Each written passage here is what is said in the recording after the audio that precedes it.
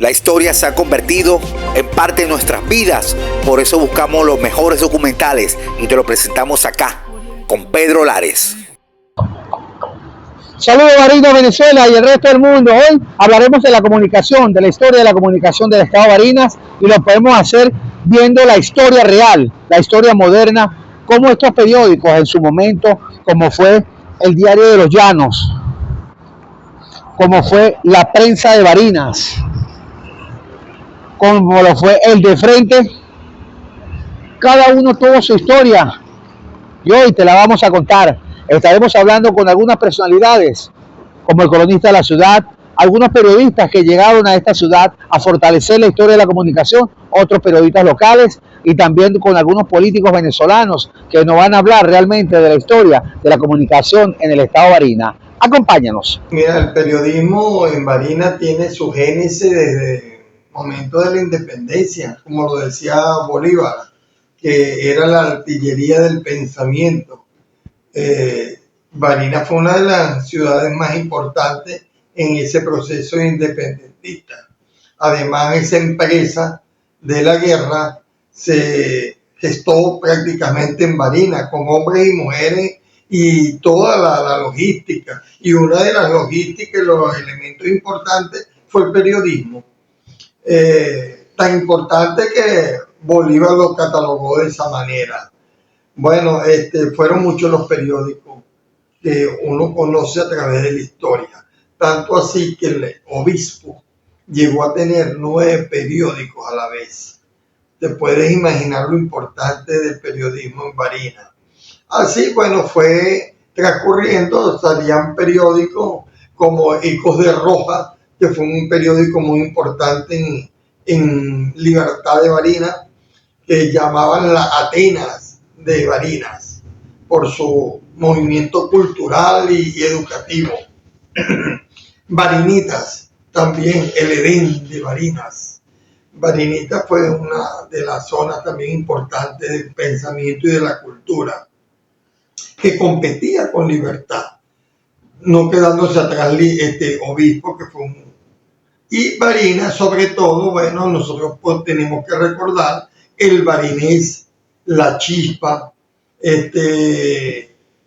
otros periódicos muy importantes gestados de la mano de Napoleón Sebastián Arteaga, que fue uno de los pioneros del periodismo barinés y uno de los ideólogos de la guerra federal.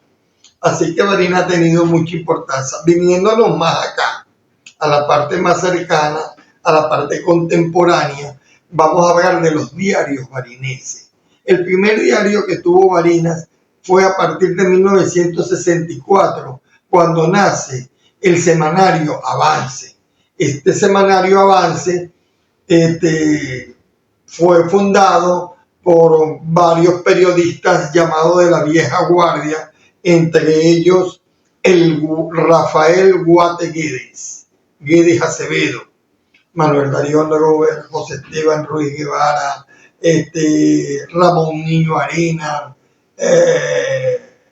Jorge, bueno, que era el fotógrafo, porque también el periodismo gráfico fue muy importante.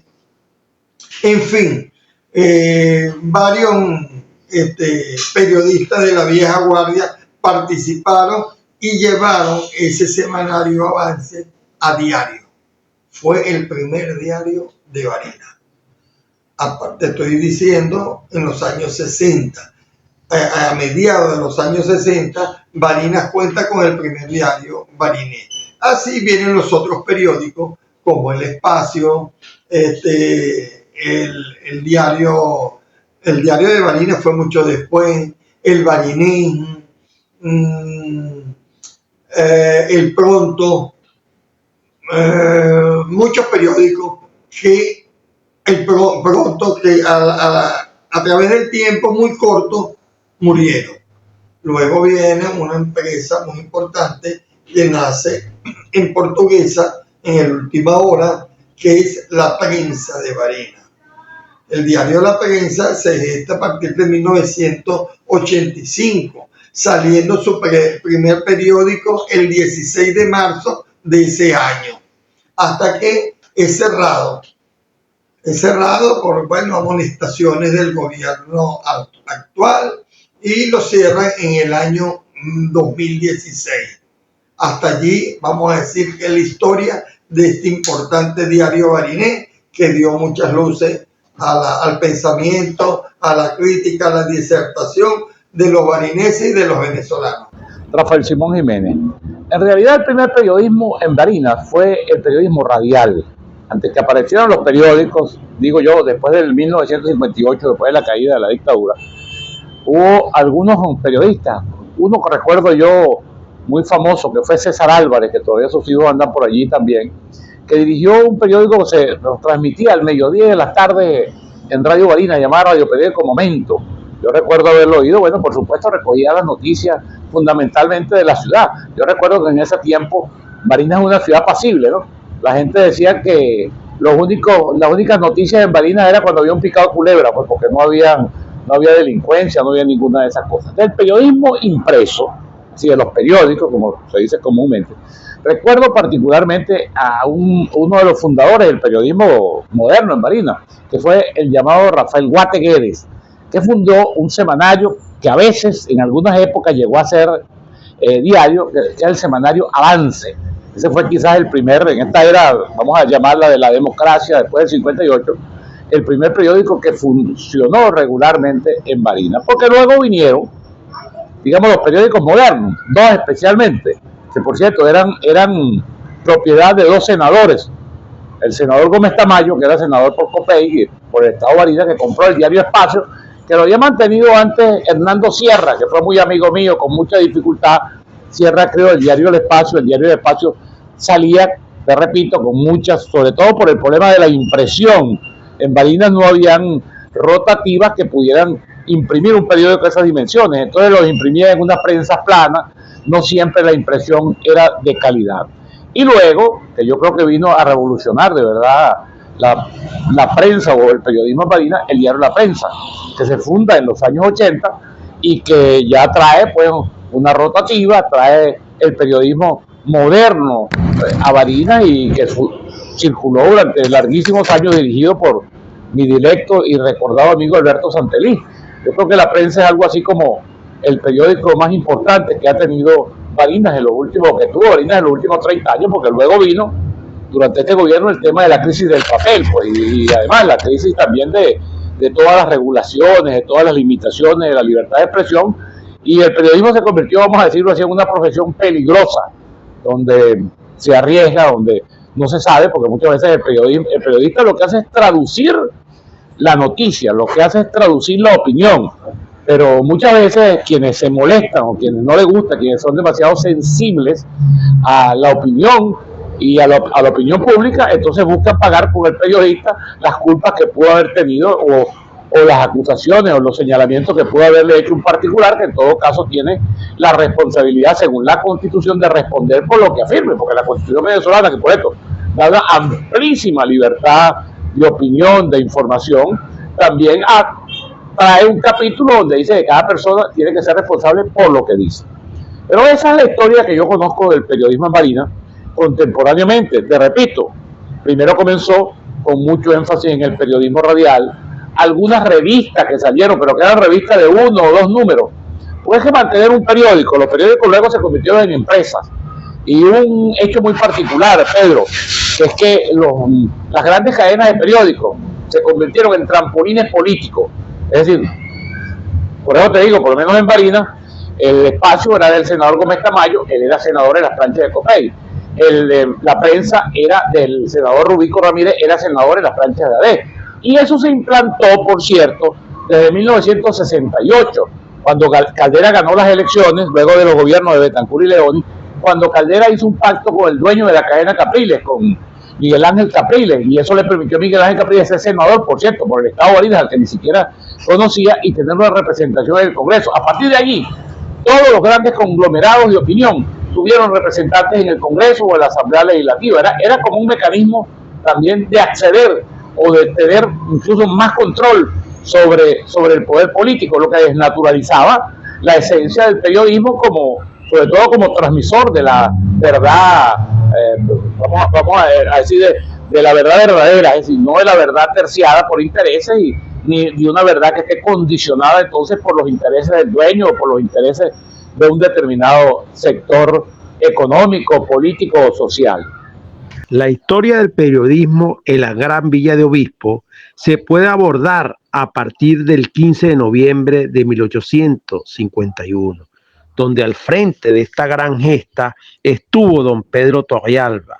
Seguidamente, en el año de 1885, el general Joaquín Crespo, al frente de la presidencia de la República, le dona a la municipalidad obispeña una imprenta. Posteriormente existen manuscritos como el de la Juventud, dirigido por el bachiller Ángel María Nieves.